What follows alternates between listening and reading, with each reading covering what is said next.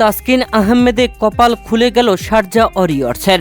Death ওভারে দারুণ বোলিংয়ে দলকে জেতালেন তাসকিন আহমেদ। প্রিয় দর্শক, ইন্টারন্যাশনাল লিগ টি-20 টুর্নামেন্টে গলফ জায়ান্টসের বিপক্ষে খেলতে নামে তাসকিন আহমেদের দল শারজা ওয়ারিয়র্স। আর এই ম্যাচে আগে ব্যাট করতে নেমে পুরো 20 ওভার খেলে 6 উইকেট হারিয়ে 174 রান করে শারজা ওয়ারিয়র্স। শারজা ওয়ারিয়র্সের দেওয়া 175 রানের টার্গেটে ব্যাট করতে নেমে গলফ জায়ান্টস 163 রান করতে সক্ষম হয়। 11 রানে দারুণ জয় তুলে নিয়েছে শারজা ওয়ারিয়র্স। এই ম্যাচে তাসকিন আহমেদ প্রথম ওভারে বল করতে এসে খরচ করেন 8 রান, তবে পাওয়া হয়নি রহমানুল্লাহ গুরবাজের উইকেট। ক্যাচ তুলে দিয়েছিলেন রহমানুল্লাহ গুরবাজ, তবে সেই ক্যাচটি ধরতে পারেনি ফিল্ডার। এর পরের ওভারে বল করতে এসে তাসকিন আহমেদ তুলে নিলেন উইকেট, বিন্সকে প্যাভিলিয়নে পাঠিয়ে দিলেন। আর এই ওভারে তাসকিন আহমেদ রান খরচ করেছেন 12 রান।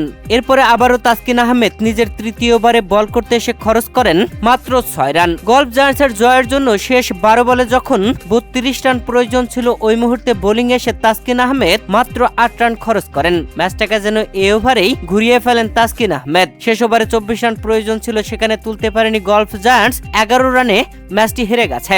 আর তাসকিন আহমেদের কপাল যেন খুলে গেল শারজা ওয়ারিয়র্সের, যেখানে তাসকিন শুরুর 3 ম্যাচে খেলেননি শারজা ওয়ারিয়র্সের হয়ে, আর সেই 3 ম্যাচেই হেরে গেছে শারজা ওয়ারিয়র্স। তাসকিন আহমেদকে দলে নেওয়ার পর থেকে 2 ম্যাচ খেলল শারজা ওয়ারিয়র্স, আর টানা 2 ম্যাচেই দারুণ জয় তুলে নিয়েছে।